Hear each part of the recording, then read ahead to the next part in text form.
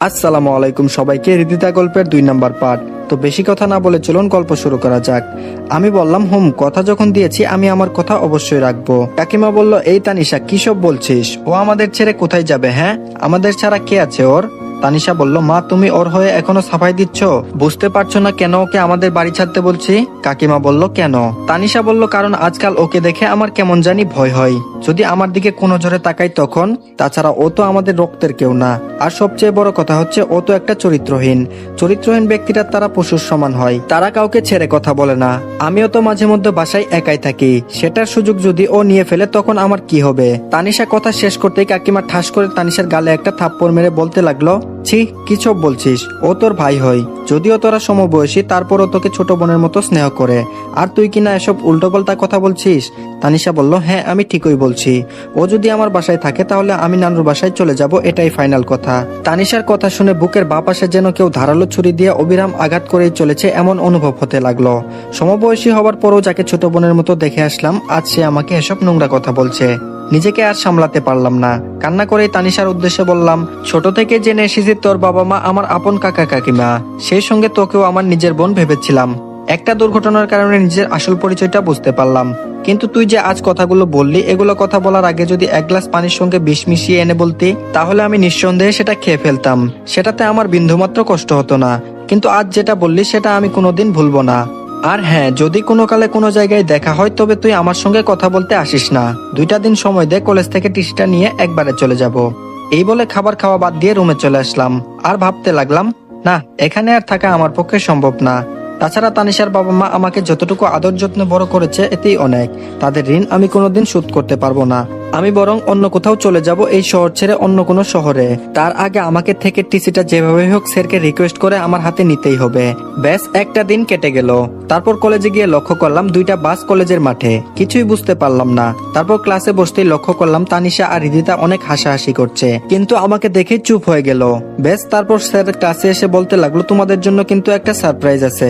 ছাত্রছাত্রীরা একসাথে বলে উঠলো, কি সারপ্রাইজ স্যার? স্যার বলল, সারপ্রাইজটা হচ্ছে কাল তোমরা কলেজ থেকে শিক্ষা সফরে যাচ্ছ, তাও আবার একদম ফ্রিতে। এবার প্রিন্সিপাল স্যারের মেয়ের জন্মদিন উপলক্ষে শিক্ষা সফরে যাওয়ার সকল ছাত্রছাত্রীদের জন্য একদম ফ্রি। স্যারের কথা শুনে সবাই খুশি হলেও আমি খুশি হতে পারিনি। আগের মুভমেন্ট থাকলে হয়তো এতক্ষণ হইচই করে ক্লাস কাঁপিয়ে ফেলতাম, কিন্তু এখন কেমন জানি সেই আনন্দটা মন থেকে আসছে না। সেদিন আর ক্লাস হলো না, অল্প কিছুক্ষণের মধ্যেই ছুটি হয়ে গেল। তারপর প্রিন্সিপাল স্যারের কাছে টিসি কথা বলতে তিনি অনেকটা রেগে যান। তারপর প্রিন্সিপাল স্যারকে একটু বুঝিয়ে বললাম। তারপর স্যারও রাজি হয়ে গেল এবং বলল, কাল সকালে টিসি নিয়ে যেও। স্যারের সঙ্গে কথা শেষ করে তারপর বাড়িতে চলে আসলাম। এখন তানিশার সঙ্গে কথা তো বলবো দূরের কথা, তার ছায়া পর্যন্তও দেখি না। রাতে ঘুমানোর আগে আমার ব্যবহৃত যা আছে সবগুলো আগুনে পুড়িয়ে ফেললাম। তারপর বাস স্টেশনে গিয়ে সকাল 11টার টিকিট কেটে আসলাম।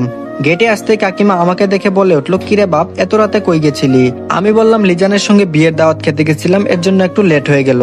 কাকিমাকে মিথ্যা বলে বিষয়টা এড়িয়ে গেলাম। কাকিমা আমার পকেটে টাকা গুঁজে দিয়ে বলল, এই 2000 টাকা রাখ, কাল আবার তোদের কলেজ থেকে নাকি শিক্ষা সফরে যেতে হবে। তানিশাও টাকা নিয়েছে, এখন তোরটা নে। কাকিমার কাণ্ড দেখে চোখের কোণে পানি জমে গেল। আমার বিশ্বাস করতেই কষ্ট হচ্ছে যে এরা কেউ আমার রক্তের না। ব্যাস, নিজেকে আর সামলাতে না পেরে বলেই ফেললাম, তোমরা আমার সত্যিকারের বাবা মা কেন হলে না বলো তো? কাকিমা বলল, পাগল ছেলে, তুই আমার পেটের সন্তান না হলে কি হবে? তানিশাকে যেভাবে আদর যত্নে মানুষ করেছি তোকেও সেভাবে মানুষ করেছি। শুধু কি সন্তান জন্ম দিলেই মা হওয়া যায়? এমনে হওয়া যায় না। আমি বললাম, হ্যাঁ, তাই তো তুমি আমার কাকিমা না শুধু মা। কাকিমা বলল, হ্যাঁ এবার ঠিক আছে, যা ফ্রেশ হয়ে খাবার খেয়ে ঘুমিয়ে পড়।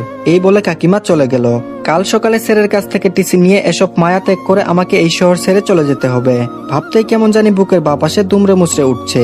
রাতে ঘুমানোর আগে দেয়ালে লক্ষ্য করলাম আমার কয়েকটা ছবি দেয়ালে লাগানো আছে। যখন আমি এখানে থাকবো না তখন আমার ছবি কেন এই দেয়ালে আটকে থাকবে?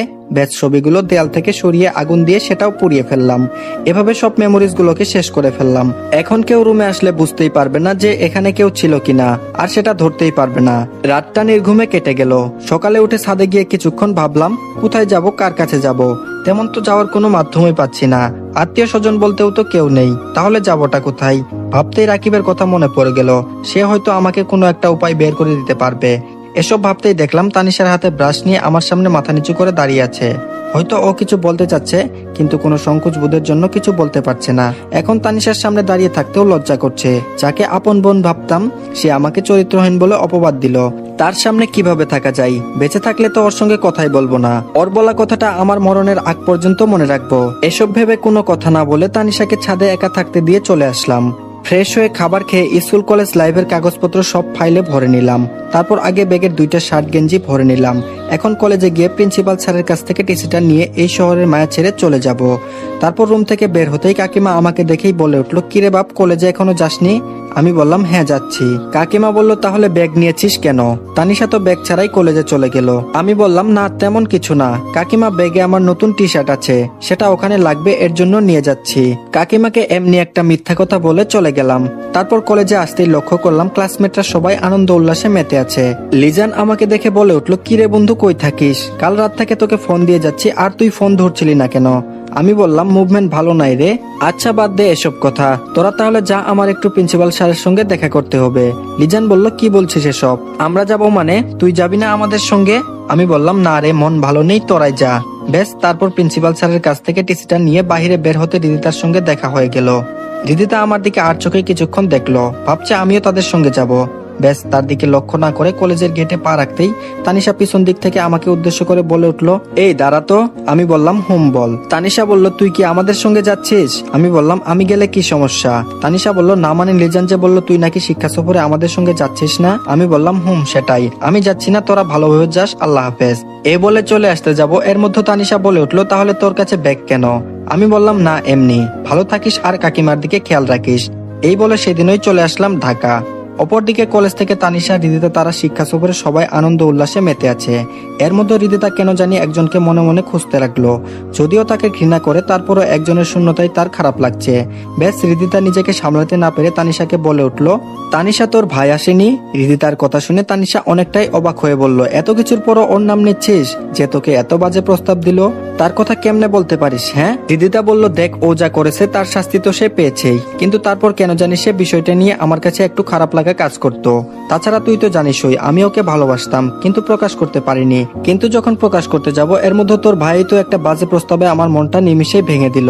তানিশা বলল, ও আমার ভাই হলে কি হবে? আমিও ওকে অনেক কথা শুনিয়েছি। এই বলে তানিশা বাড়িতে যা ঘটনা ঘটেছে সেটা রিদিতার সঙ্গে নিমিষেই শেয়ার করে ফেললো। রিদিতা ঘটনা শোনার পর বলে উঠলো, এই তুই কি করেছিস? মানুষ মানেই তো ভুল, আর ও যা করেছে তার প্রাপ্য শাস্তিও দিয়েছি। যাই হোক, বোন হিসেবে তোর ওসব কথা বলা একদমই ঠিক হয়নি, সরি বলে নিস। রিদিতার কথা শুনে তানিশাও বুঝতে পারলো সেদিন তার এসব বলা ঠিক হয়নি। হাজার হোক ভাই তো, যদিও রক্তের সম্পর্ক নেই, তারপরও রক্তের সম্পর্কের চেয়েও কম না। তানিশাও মনে মনে ঠিক করলো বাড়িতে গিয়ে সরি বলে সব সমাধান করে নিবে। গজনী অবকাশে গিয়ে বাস থামলো। বাস থেকে সবাই নামলো। রিদিতা কেন জানি মন থেকে আনন্দের অনুভূতিটা আসছে না। যতই হোক, একটা মেয়ের পিছনে যদি কোনো ছেলে 2 বছর শুধু প্রেম নিবেদন করেই যায়, সে মেয়ে যতই পাথর হোক না কেন, সেই ছেলেটার প্রতি কিছুটা হলেও আবেগ কাজ করবে।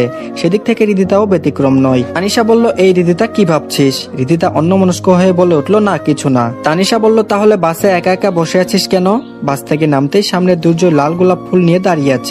রিদিতা সেদিকে না তাকিয়ে দুর্জয়কে পাশ কাটিয়ে চলে আসতে যাবে, এমন সময় দুর্জয় বলে উঠলো, রিদিতা দাঁড়াও। রিদিতা বলল, কেন? দুর্জয় বলল, না মানে এই ফুলগুলো তোমার জন্য নিয়ে আসছিলাম, তাই ফুলগুলো এখন তোমাকে দিতে আসছি। রিদিতা বলল, সরি, আমি কারো ফুল নিতে পারবো না।